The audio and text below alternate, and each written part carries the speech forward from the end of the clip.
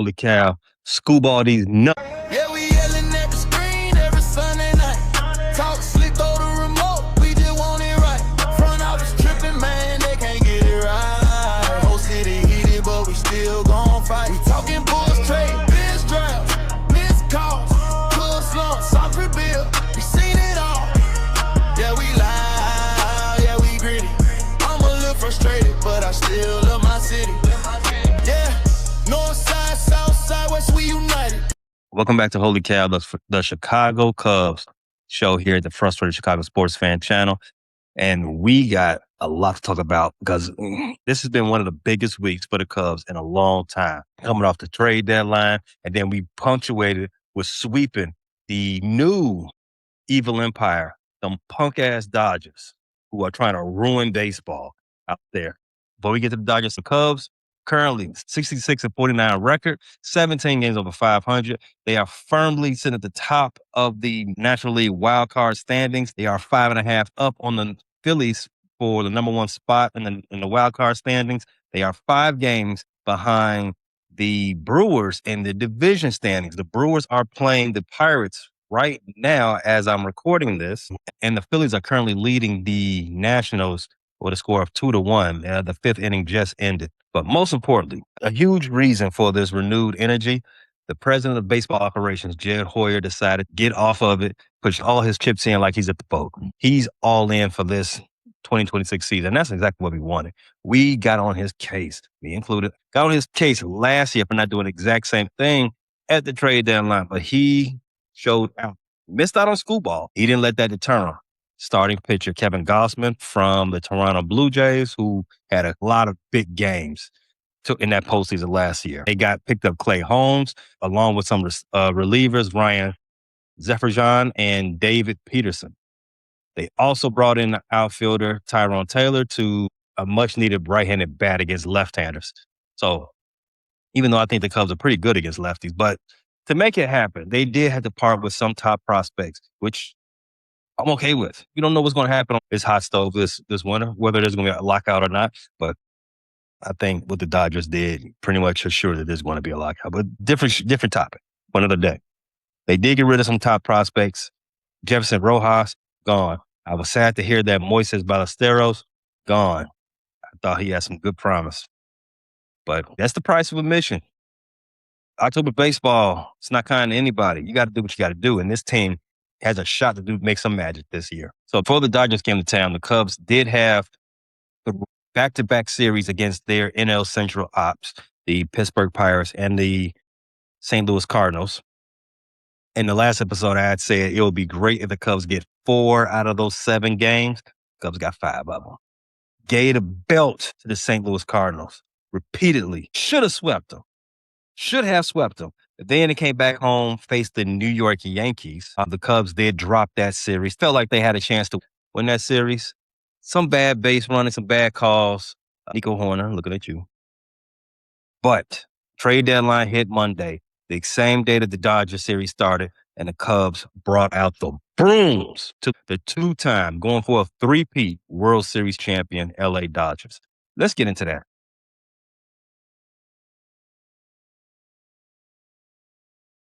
The Cubs won 10-5. Monday night was an absolute smoke show. Matthew Boyd took the mound. He got into immediate trouble. He gave up a 3-run home run to Tommy Edman in the first inning, but Cubs didn't blink.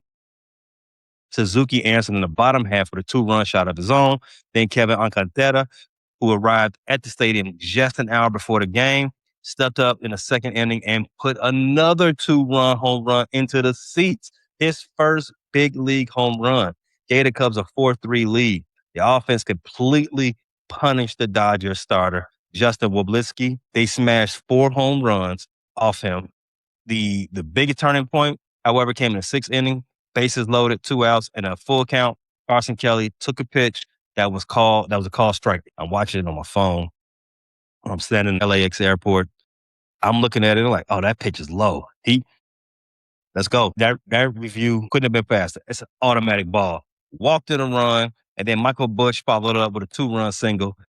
Cubs cruised to a 10-5 win, tied with the Nationals for the most double-digit scoring games in the league this season. Nationals, huh? Big sellers at the trade deadline. And they got most double digit in the league. Interesting. Tuesday night, Dodgers threw out their newly acquired ace, Tarek Skubal. Thanks a lot, Detroit. You ruined baseball. Hey, threw Tarek Skubal out there against our own Javier Side. Javier Side is no slouch. I've said it once. I said it before. He's saved this team this season a lot. Big performance after big performance.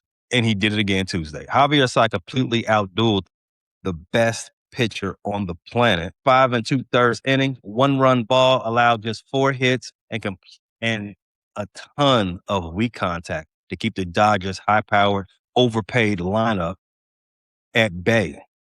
Down 1-0 in the third, Dansby Swanson sparked the offense with a game-tying home run off of Mr. Skubal.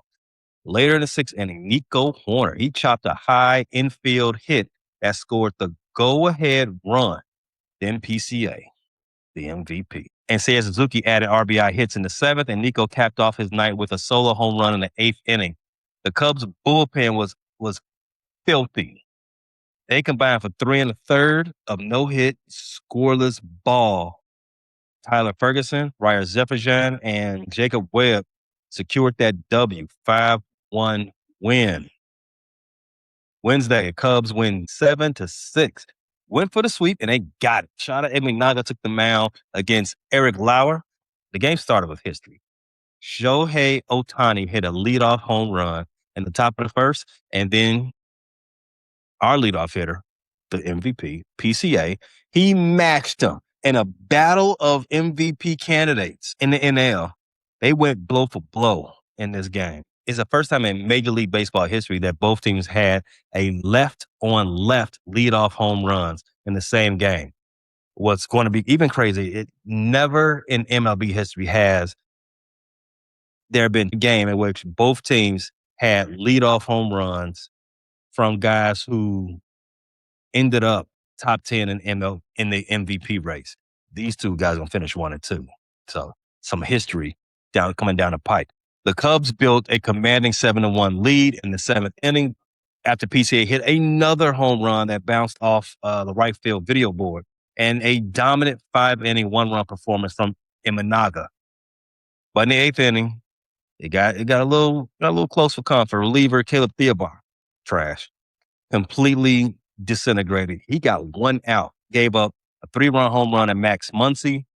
Zephyrin came in and surrendered Ohtani's second home run. So blow for blow on both of these guys. And the lead became 7-6. Thankfully, Jacob Webb came in the 9th, slammed the door shut, 1, 2, 3 innings, secured the 6th save of his year, complete the sweep. Now, I'm not one to say a small sample size matters, but this series, if you didn't know any better, if you wasn't paying attention to what PCA been doing all season or what Ohtani's been doing all season, didn't know their back of their baseball cards, didn't know who they were, you would say PCA is the MVP.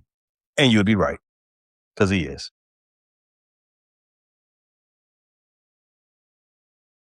All right, here's the best and worst of this series. Without a shadow of a doubt, the player of the series and who will be the NL MVP of the league, PCA. Pete Crow Armstrong went blow for blow with Shohei Ohtani. 3 for 5 in Wednesday's game, 2 home runs, a double, and 4 RBIs. He also stole 2 bases in game 2. His performance this week, PCA reached 25 home runs and 28 steals. The only player in Cubs history to have back-to-back 25-25 seasons. He's the only player in the NL, if I'm not mistaken, to have 25 and 25. He leads the MLB with a 7.5 WAR compared to Ohtani's 6.4. Can't be propped up by all that pitching no more, can you? PCA no DH. Well, even though PCA did DH today, he's still the best defender in all of baseball. So most valuable player any given day. His elite defense combined with his improved patience at the plate. He's got 60 walks this year. That's more than the last 2 seasons combined. It makes him obviously he's the heartbeat of this team, but he's the undisputed MVP. I don't understand why this is hard for people to grasp. Another player for the series, Javier Assad, facing that Dodgers lineup and a heavily favored Tarek Skubal. Assad didn't flinch like he's prone not to. Pounded the strike zone, sinker after sinker, gave up just one earned run over 5 2/3. Like I said earlier, I would prefer him not be the one that's bumped down. He's proven to be money. He's proven to be nails too many times this season. But it's above my pay grade. Jed, Carter, Craig, they make that decision. Regardless, vital, important piece, and he needs to be regarded as such. And I can't imagine when the postseason starts, he's got to be on the postseason roster. Regardless of whether he stays in the rotation or not, or moves to the bullpen, that man deserves his flowers. He's been money this season. Finally, I want to highlight Nico Horner and Carson Kelly. Nico was hitting 400 since the All-Star break. He is finally having a good month since April. Man, I'm so happy because this team is completely different when Nico was on. When Nico was on, this team is a threat to everybody. Even though PCS the MVP, but Nico, his contact hitting ability is just, it takes this team to another level. I want to highlight his go-ahead chopper and the home run he had in game 2. It was big-time plays. Carson Kelly provided one of the biggest at-bats in the series when he challenged that obvious low ball and got that RBI walk, plus the monstrous home run he hit on his own in that same game. Carson Kelly's been one of the best free agent acquisitions the Cubs have had in the last 10 years. I mean, this side of Chapman brought ring, his immediate arrival ring. On the flip side, it was a brutal series for Caleb Thielbar. Game 3, comfortable. He had a 7-1 lead and completely dropped his pants. He recorded just a single out while allowing 4 hits, 4 earned runs, single-handedly breathing life back into the Dodgers.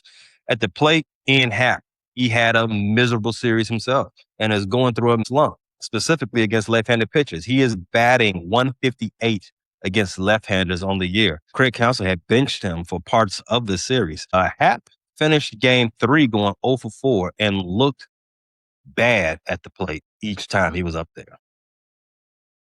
I also want to throw in our old friend, Kyle Tucker. After abandoning the Cubs for Dodgers, when you do that, you will be booed every time you come to Chicago from now on. But in this series, he severely misplayed a bounce off the right wall in game 2, allowing the Cubs to add on. I mean, other than that play, he had a decent game too. He made some good catches. He did have that one solo home run. Didn't help the team win. I mean, we saw a lot of that last year. Flat a W. Let's end up on an injury update and what's next for the team. As we look ahead to the playoff push, the dog days of summer is upon us. Max Shaw is still sidelined with this wrist injury that he's been down with it's been about a month and a half now, if not longer. You're not getting the answers we need to on this Max Shaw thing.